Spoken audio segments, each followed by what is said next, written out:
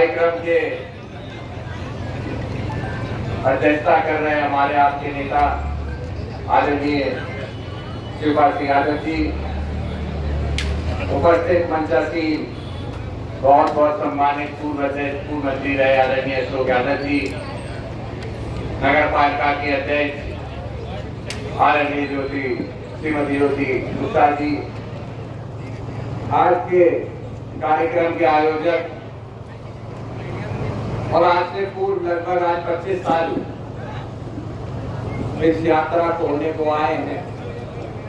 इस कार्यक्रम में हम लोगों को यहाँ निमंत्रण देकर आपको बीच में लाने वाले भाई सुनील यादव जी, मंचासीन उपस्थित समाजवादी पार्टी के जिलाध्यक्ष भाई प्रदीप पब्लू जी, उपस्थित महासचिव जी, उपस्थित आदरणीय आशीष जी, महिला सभा की अध्यक्ष, नगर पालिका का वार्ड मेंबर और तमाम समाजवादी पार्टी के कार्यकर्ता और इस यात्रा से और इस संगठन से लगातार 25 साल से जुड़े हुए जो मेरे सामने, जिसकी असलियत में सबसे बड़ी ताकत इस यात्रा की सुनील के लिए ताकत बन के रहे, इन 25 सालों का आपका सबसे पहले मैं धन्यवाद देता हूँ। आज के इस स्वतंत्रता दिवस पे मैं इस मंच के माध्यम से हमारे उन वीर सपूतों को श्रद्धांजलि देता हूँ, जिन्होंने अपने प्राण को न्यौछावर कर हमारे देश को, हमें आपको आजादी देने का काम किया। हम उनको भी नमन और श्रद्धापूर्वक श्रद्धांजलि देते हैं। आज जहां हम आजादी का 78वां स्वतंत्रता दिवस मना रहे हैं, बड़े दुख के साथ हम लोगों को ये कहना पड़ता है कि वो लोग जो किसी समय पे लोकतंत्र की, संविधान की दुहाई देने का काम करते थे, आज हमें आपको उन्हीं से सामने रहकर लड़ाई लड़ने का काम करना पड़ रहा है संविधान बचाने के लिए। हमें खुशी है इस बात की कि आदरणीय अखिलेश यादव जी जैसा एक नेता हम लोगों को मिले हैं, जो सड़क से लेकर संसद तक,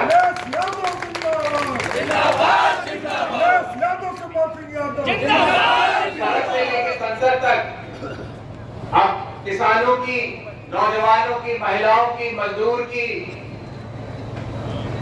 आवाज उठाने का काम करते हैं। और आपने पूर्व में भी कुछ दिन पहले देखा SIR, जिसके अंदर 65 लाख से ज्यादा लोगों के नाम काटने का काम चुनाव आयोग बिहार में कर रहा हो। हम पूछना चाहते हैं कि हम ये कैसे सोच लें कि लोकतंत्र अभी भी जिंदा है। हर व्यक्ति का, हम लोगों को जरूरत है। आज के समय पे जो स्थिति भारतीय जनता पार्टी ने बना दी है, बहुत देर नहीं लगेंगे जब ये आग हमारे आपके घरों तक भी पहुंच जाएगी। बताइए, 65 लाख लोगों के नाम अगर काट दिए जाते हो वोटर लिस्ट से, तो कौन सा चुनाव निष्पक्ष हो पाएगा इस देश के अंदर? आपने देखा किस तरीके से किसानों की जो दुहाई देने वाले लोग थे, उन्होंने किसानों को छलने का काम किया। हम लोग नौजवान हैं, इस देश की 35% से ज्यादा आबादी आज की नौजवान है, लेकिन ये बात भी सच है कि इस देश में अगर किसी प्रधानमंत्री के कार्यकाल में सबसे ज्यादा बेरोजगारी हुई तो वो इस देश के प्रधानमंत्री नरेंद्र मोदी जी की सरकार थी, जिनके यहाँ सबसे ज्यादा बेरोजगारी हुई। और कई रिकॉर्ड बनाए, ये लोग मंचों से कहते हैं कि हमने ये कर दिया, वो कर दिया, आंकड़े दिखाते हैं। एक आंकड़ा ये भी है कि देश के आजादी के बाद से जितने प्रधानमंत्री रहे, सबसे कम वोटों से अगर कोई जीतने वाला प्रधानमंत्री था तो बनारस से आदरणीय मोदी जी सबसे कम वोटों से जीते। ये भी एक आंकड़ा और सत्यता है जो लोगों को पता होनी चाहिए। तो इन लोगों को, जनता को इनकी मंशा समझ में आ गई।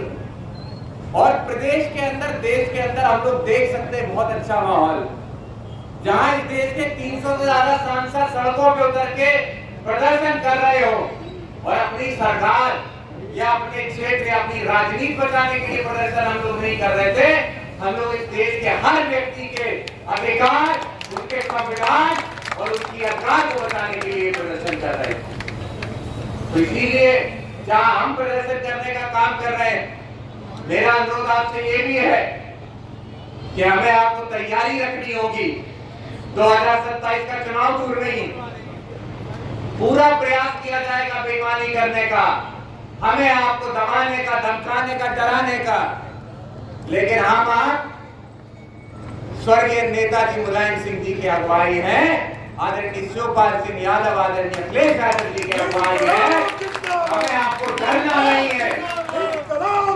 ये पुलिस, ये प्रशासन, ये तब तक आपके खिलाफ खड़ा है जब तक आपके हाथ में सरकार की लाठी नहीं। जिस दिन आपके हाथ में लाठी आ जाएगी, उस दिन ये आपके लिए काम करना शुरू कर देंगे। और आपने देखा पुलिस प्रशासन का कुछ नहीं है, वो अपने नंबर बढ़ाने के लिए हमें आपको रोकने का काम करते हैं।